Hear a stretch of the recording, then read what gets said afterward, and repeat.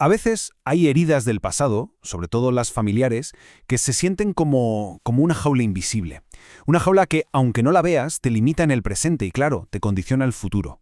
Hoy lo que vamos a hacer es explorar una especie de mapa que está basado en un trabajo clínico muy profundo para encontrar las llaves que abren esa jaula y que nos devuelven, al fin, las riendas de nuestra vida. Vale, vamos al meollo de la cuestión. La pregunta que atormenta a muchísima gente es esta. Si lo que pasó, pasó hace años, ¿por qué su eco sigue sonando tan fuerte hoy? ¿Cómo puede ser que una herida antigua siga sangrando como si fuera nueva? Pues la respuesta, y esto es lo importante, no está tanto en lo que pasó, sino en la historia que nos seguimos contando sobre ello. Y aquí está el punto de inflexión. Fijaos bien. La verdadera prisión no es lo que nos hicieron, es el relato en el que nos hemos instalado.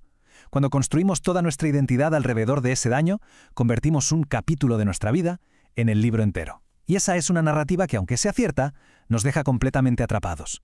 A esta presión vamos a llamarla la jaula mental.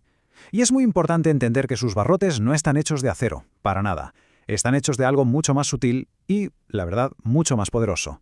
Nuestros propios pensamientos y creencias, esos que vuelven una y otra vez. A ver, es fundamental que distingamos entre dos cosas. Una es el evento doloroso en sí, el abandono, la injusticia, lo que fuera, y otra muy distinta es la jaula que construimos después. Esta jaula es un estado interno de impotencia, un lugar donde se espera una reparación que sencillamente nunca va a llegar desde fuera. Estos son los barrotes. Cada uno de estos pensamientos es una afirmación de identidad que nos ancla al pasado. Cuando alguien dice soy el abandonado, no dice me abandonaron, dice soy. Convierte un evento en su propio ser. Y cuando se cree que otros tienen poder sobre nuestro bienestar, bueno, pues se les están entregando las llaves de nuestra propia vida. Y desde esa posición simplemente no hay salida. Aquí llega la primera gran llave para empezar a abrir la jaula. Y se trata de un cambio de perspectiva radical. Dejar de verlo como un juicio personal y empezar a entenderlo como la función de un sistema. Y esto es crucial, ¿eh? Nadie está negando el dolor. El daño existió, fue profundo y fue real. Pero entender su verdadera causa lo despersonaliza y le quita el poder de definirnos. La cosa es que a lo mejor no se trataba de que hubiera algo malo en nosotros. Fijaos en este cambio. Es que es brutal. Pasar de me rechazaron porque soy menos valioso a entender que el sistema necesitaba un rol de excluido para mantener su propio equilibrio es liberador. No borra el dolor de lo que se vivió, claro que no, pero sí que elimina la culpa y la vergüenza. El foco se mueve del ¿qué está mal en mí? Al ¿cómo funcionaba ese sistema? Vale, una vez que entendemos la naturaleza sistémica del problema, podemos empezar a usar las llaves maestras para desarmar la jaula desde dentro. Y no son ideas teóricas, son cambios internos reales que cortan de raíz los mecanismos del sufrimiento. La primera llave va directa al corazón de una de las fuentes de dolor más persistentes que existen. Esa esperanza agotadora de que los demás cambien. Ese deseo de que un día, por fin, se den cuenta. Es una espera que nos deja paralizados. Esta frase es demoledora, pero muy necesaria. Volver una y otra vez a la fuente del dolor esperando encontrar agua es un ciclo de autolesión. Entender que ciertas dinámicas son estructurales, casi como el ADN de ese sistema familiar, nos permite dejar de exponernos. La retirada no es un castigo para ellos, es un acto de higiene y de dignidad para uno mismo. La segunda llave sirve para cortar esa conexión tóxica que se hace casi sin darse cuenta. La idea de que cómo nos trataron define cuánto valemos es una desconexión fundamental para poder recuperar la autoestima. Es que este es un principio innegociable. El trato que recibimos, sobre todo en la infancia, describe a quien lo da, no a quien lo recibe. Sus acciones, su favoritismo, su ceguera, todo eso habla de sus propias limitaciones, de sus carencias, de su historia. No es un veredicto sobre nuestro valor. El valor de cada cual es intrínseco, no depende de la aprobación de nadie. Y con esto llegamos a la llave maestra, la que une todo el proceso.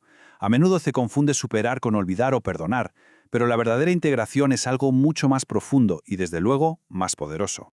El punto crucial es este. La integración es la capacidad de sostener dos verdades a la vez. Por un lado, sí, esto ocurrió y fue muy doloroso. Y por otro, no voy a organizar el resto de mi vida alrededor de esa herida. Es reconocer el pasado sin permitir que colonice el presente. Es, en definitiva, retirar la energía psíquica de un conflicto que no tiene solución externa.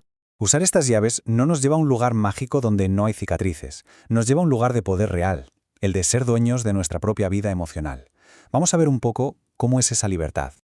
Es vital desmontar estos mitos. Superar un trauma no obliga a perdonar a nadie, ni mucho menos a volver a una relación tóxica. Tampoco significa decir, bueno, no fue para tanto. La verdadera libertad es un acto radicalmente egoísta, en el buen sentido de la palabra. Se trata de la propia paz, no de la absolución de otro.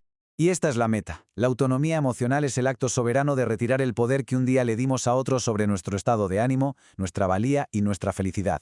Es entender que la reparación no va a venir de fuera y, por tanto, dejar de esperarla. El poder real es ese. El camino, en realidad, se resume en estos 3 pasos. Primero, honrar la herida. O sea, reconocerla, validarla, pero sin quedarse a vivir en ella. Segundo, tomar la decisión consciente de dejar de usar el pasado como el único filtro para mirar el presente. Y tercero, y esto es lo más importante, poner toda la energía en construir una vida que sea una creación propia, no una simple reacción al daño sufrido. Y esta frase lo resume todo de una manera brillante. Nadie tiene la culpa de la herida que le hicieron, pero sí tenemos la responsabilidad adulta de decidir qué hacemos con esa herida hoy. La victimización puede ser una descripción del pasado, pero no tiene por qué ser una identidad para el presente. Y para terminar, una herramienta práctica, muy potente, una especie de llave final para el día a día. Cuando la mente vuelva al pasado, a una escena, a una interpretación, la pregunta útil no es «¿tengo razón?». La pregunta que de verdad libera es esta otra. ¿Esta forma de verlo me calma y me da poder o me agita y me quita energía?